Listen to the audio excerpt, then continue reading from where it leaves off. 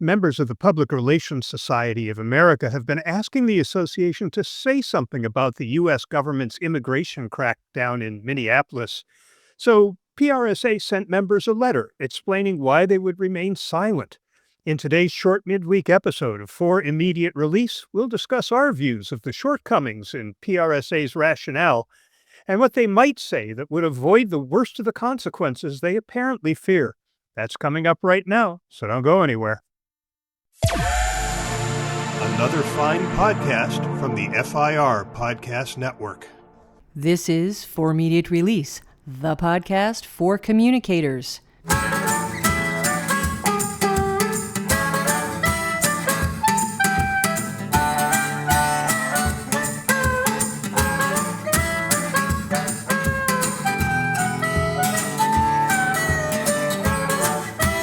Hi everyone, and welcome to For Immediate Release. This is episode 499. I'm Neville Hobson. And I'm Shel Holtz. And at its core, this podcast is about organizational communication, which leads us to occasionally talk about the associations that aim to represent the profession. So today, let's talk about PRSA, the Public Relations Society of America, which recently signaled a move to remain apolitical, retreating into a shell of neutrality when members were clamoring for them to speak up on controversial issues. Specifically, I'm talking about the silence from PRSA regarding ICE operations in Minneapolis. That's Immigration and Customs Enforcement for those outside the U.S. Everybody inside the U.S. is painfully familiar with those initials. Now, before you roll your eyes and think this is just another partisan squabble, stop right there. This isn't about immigration policy. This is about the integrity of public information, the very foundation of our profession. PRSA leadership, including Chair Heidi Harrell and CEO Matt Marcial, sent a message to members claiming that remaining apolitical protects the organization's credibility. The letter framed this apolitical stance as a means to protect the organization's long-term credibility and focus on its core mission.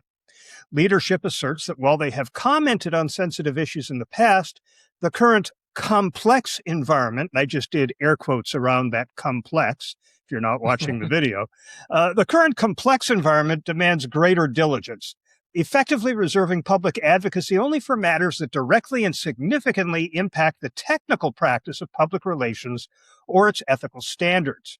By shifting the burden of advocacy to individual members and requiring chapters to vet local statements through national leadership, the Society is attempting to build a firewall against unintended risks. And there's more air quotes. In other words, they're betting that professional neutrality is the best way to maintain trust across a diverse membership, even if it means stepping back from the broader social fray. Now, I have a different perspective. In fact, I've published an open letter to PRSA leadership on LinkedIn, arguing that their own code of ethics doesn't just permit them to speak out, actually it demands it. Consider the free flow of information provision in PRSA's Code of Ethics. It states that protecting the flow of accurate and truthful information is essential for a democratic society. In Minneapolis, we have federal officials making public statements about the killings of U.S. citizens, statements that are being credibly disputed by video evidence and eyewitness accounts. When government officials systematically misrepresent facts, that's a professional standards issue. It's not political to distinguish a truth from a lie. It is quite literally our job. PRSA argues that they want to maintain trust across a diverse membership, but let's be clear, silence is a statement. It's a message that says our ethical commitments are only applicable when there's nothing controversial to address. Don't believe for a minute that neutrality will save your reputation. Silence in the face of documented misinformation erodes trust among the very members who look to the society to model the courage we're expected to show our clients every day. The PRSA Ethics Code mandates a dual obligation, loyalty to clients and service to the public interest. It doesn't say serve the public interest only when it's convenient or not controversial. When federal agents are accused of violating nearly 100 court orders and detaining citizens unlawfully, truth in the public interest is eroding fast under the weight of official silence. If PRSA won't defend the standard of truth when it's being trampled by powerful federal agencies, who will? I'm not suggesting that PRSA needs to become an immigration advocacy group. I am decidedly not. But I am suggesting a path forward that reaffirms our values without wading into the partisan muck. PRSA could and should issue a statement that affirms the vital importance of truthful government communication. They should issue a call for transparency when official narratives conflict with documented evidence, and they should reaffirm that all communicators have an obligation to accuracy over mere advocacy. The fact is, our profession depends on a broader democratic society that functions on truthful information. When that foundation is threatened, our standards are implicated, whether we choose to acknowledge it or not. And let's keep in mind, PRSA has members working in federal agencies that may require them to participate in the distribution of false information. Professional associations aren't tested during the easy times. They're tested when standing up for a principle actually costs something. PRSA's current diligence looks a lot like retreat. We should be leading the charge for accountability, not languishing in a state of denial. The comments to the LinkedIn article I posted show a membership that is anything but neutral on the need for ethical leadership. And I'll make one more point here. This approach to determining when advocacy is required translates nicely to businesses that have retreated from taking stances on societal issues despite the Edelman Trust Barometer's continued demonstration that it's an expectation of their shareholders. It's an interesting one, Shel. I'm reminded of discussions we have had on this podcast previously about the role of businesses to take a stand on issues that are societal but demand some kind of response in some form. This fits that, I think, and I think you've outlined. Your response was very good on LinkedIn. That I read it. The path forward is good. We'll come back to that, I think, in a bit. I did like it when you mentioned, because this was in my mind, reading the PRSA's letter and your reply, the word courage comes up, and this demands that in the face of potentially, I think, fear or apprehension, anxiety. All those words could apply here, perhaps, to what is the potential minefield the PRSA would be wandering into if they did issue a statement or did make some kind of move to step away from being apolitical, as they have termed it. Could it be a greater some kind of response from those federal agents themselves? More likely, perhaps, might be a pretty negative reaction from the U.S. administration and the White House. That may be a driver behind it. Yet, I'm not so sure that is the case, because this sort of situation has arisen before, as we've discussed on the episode. We've talked about the notion of professional bodies taking stands on issues. I think as well that the way you've framed the issue as ethical and professional is hard to argue against that. This is not a partisan thing, as you pointed out at the very, very beginning. I'm wondering, by the way, I see you've got over 120 comments on LinkedIn to your article. Did you hear anything from PRSA, or are they silent? No, in fact, a few people who have had issues with PRSA in the past told me that they appreciate me posting an open letter, and PRSA has historically ignored those. So I'm not necessarily expecting to hear anything from PRSA. I don't hold any leadership roles there, so there's no reason that they should think I'm someone special to reach out to. No, I haven't. But, you talk about professional organizations, and related to all of this, we recently had the arrest of 2 journalists who were reporting on an activist group that interrupted a church service that was led by a pastor who also has a role with ICE in Minneapolis. It's arguably an illegal action for this group to do that, but there were 2 reporters who went in with them to cover it, and they were both arrested based on an order from the U.S. Attorney General. And the associations that represent journalists were pretty quick with their statements. Now, this is more directly related to what to what PRSA, little Freudian slip there. We'll talk about IABC maybe in a minute, but PRSA talked about making some sort of a statement when there is something that is technically related to the profession.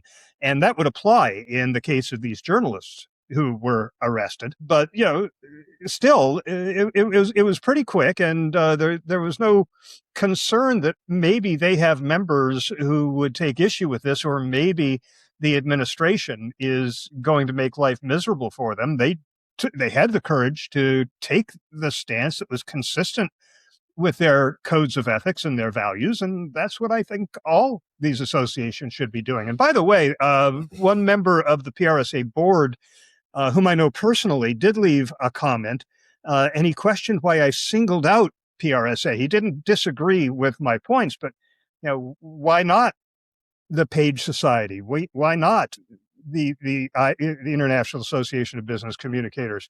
And my answer was, they didn't send me a letter telling me why they're not saying anything. But I do absolutely think that every communication association should be out there advocating for truth in public communications. That's what the issue is for the associations, not immigration policy, but truth in public communication. That's our job. Yeah. And you mentioned something earlier, which I think could well be actually the heart of this, Shel, the fear of strong, negative, almost threatening reaction from the administration, the White House, to anything they say. We've got, they got form in no matter what anyone says, and they can point out ethics, if you like. They could point out longstanding agreements, even, international agreements, and they don't give a damn. They'll tear up those bits of paper because they say it's rubbish. These are out of date. We don't believe in all this. It's fake, whatever they might say. Maybe that's behind a lot of this. But I'm also thinking that what you've given them, even with the suggested path forward, is a challenge to them. Whether PRSA will apply its own ethical framework when doing so carries reputational and political cost. Maybe that's behind it. But then I add to it by what you mentioned, others saying that PRSA has a history of ignoring public letters and not doing anything. So, dare I say, you kind of see this with other professional bodies who are reluctant to take stands. In a sense, interpreting taking a stand means they're advocating for something or other, and that's not what they do. Don't disagree with that, although I would argue that this is kind of splitting hairs a little bit, because the argument is, as you've outlined it, is upholding the standards. And I think as far as enlisting the support from other professional bodies into something like this, that could well be the safest approach, which is, we're not asking you to take a stand on this issue, but to reassert the whole point of truthful communication, whether it's in government or anywhere else, on transparency, professional accountability, upholding standards. That's the statement you need to make. And yes, you could draw into an inference even as to what's happened in Minneapolis and what's still going on there. That is alarming, seeing how this is all evolving to observers like me outside the US, not only from a communication point of view, but somebody's got to, and sounds weak saying this, someone's got to do something about this to address this. And here's an opportunity to do that. Yeah, well, so here we are. Right, absolutely. Yeah, and I think I do come back to understanding reluctance from the professional body, but I would counter it by saying you need to have courage now. You're leaders in this whole thing. You represent communicators across the United States and probably, I think, Canada too, and maybe a few places outside North America. Who else will do this if you don't? There are others who might, but you're the primary body representing the public relations profession. So I don't have a huge amount of hope that something's suddenly going to happen, Shel. But I guess the question I would ask you now is, what would you like to see happen as a result of your letter and all the chats going on? Well, I would like to see the professional associations have a conversation about this on their staffs and on their volunteer boards. the elected representatives of the memberships, and decide how they're going to proceed in a way that conforms with their codes of ethics and the values they purport to espouse out there in the professional marketplace. I understand that the letter was issued because they had been flooded with member requests for PRSA to do something, and they felt compelled to explain why they weren't. I have no idea if the other professional associations have been getting the same thing, but a week or so ago, there was a letter issued through the Minnesota Chamber of Commerce by, I think it was 60 CEOs of Minnesota-based businesses, that some people praised, but most people thought was weak and toothless, and was referred to as a milquetoast response. Called for de-escalation, but never named ICE or the immigration issue at all in its letter. And in the meantime, I was just reading this morning that Target, which I believe was one of the signatories of the letter, the retail store, the department store, is still under pressure from its customers and I believe from its employees to come out and say something. There was an arrest made by ICE apparently inside one of their stores that fairly well traumatized some of the employees who worked there and witnessed the whole thing, and the company has said nothing. It's very similar to Home Depot, which has had arrests in its parking lots across the country, and has, as I understand it, has still said nothing. And I think this disturbs their customers and their stakeholders. You don't need to come out and have a position on the immigration issue, but you certainly can talk about the tactics that are affecting your community and your businesses. That's fair game for business. And I think that's where the framework for making a statement has to be focused is what is the impact on your business and where does this align with your values? And does that compel some kind of statement? But the statement needs to have that kind of laser-like focus. You can't be running off into all kinds of public policy issues that are not directly related to that. Yeah, it's interesting. The letter you mentioned and the companies, some of the pretty big ones. I recall reading, M is one of the signatories. Cargill, that's a bunch it's a global business. Not to say that makes any difference or anything, but it's a name recognition, I suppose. I would imagine the letter, the actual letter that you mentioned, that others people criticize as being weak, is probably the safest route to navigate the tightrope they were all walking on, not to mention ICE by name, not to single anything out in particular, which frankly doesn't really help much other than attract criticism of being weak. Yet I can equally understand that no one there is going to literally stand up and point fingers and name names in a way that is going to advance any discussion at all. But yet that doesn't lead us anywhere in that case, in which case there'll never be a solution to this. So I wouldn't know what else to suggest than what you're proposing, Shel, to be honest. I think you need to look at organizations like Patagonia, which has actually sued the Trump administration, and their sales and profits are doing just fine. So I think there may be a lot of fear that is just that. It's just fear, not backed up by any substantial consequences that these organizations might face. Now, if they go overboard and start to offend some of their customers, then there's a risk. But I think for standing up for certain values, I mean, if you look at the streets of Minneapolis these days, you can see where public sentiment is. And I think it's just fine for business to be on the right side of this. Yeah, I think it is a very tricky situation that we're observing here. It also makes me wonder that every one of these companies has codes of values or some kind of statement defining their values. Surely what we're seeing on the streets of Minneapolis would offend those values for most of this country. No one's willing to stand up and be counted. That's the thing. So maybe it does need something that's a safer avenue to do that, which is redefining or restating in public, these are our values, and finding a way, which is where communicators come to play, in saying that that's linked to what's going on there, without trying to mention names or anything. I don't think you have to mention names to get the point across. But currently, we don't seem to have anything except what you're seeing on the TV news every day, and it's not pretty. No, it's not. And I think the businesses that have a direct connection to this that are remaining silent are going to be remembered for it.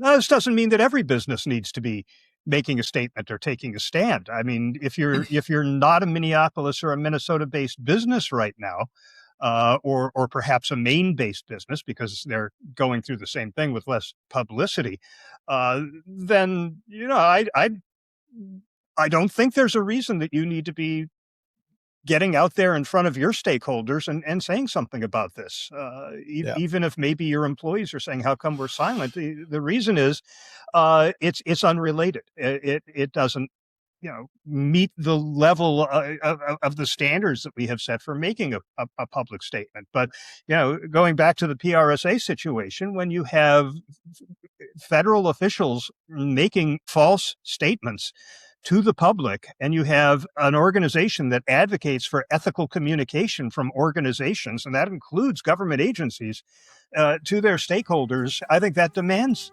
a position from this association and all of the communication associations. So again, that's the framework for businesses to look at, is where is there that alignment that should lead you to stand up and display that kind of courage. Where indeed. And that'll be a 30 for this episode of For Immediate Release.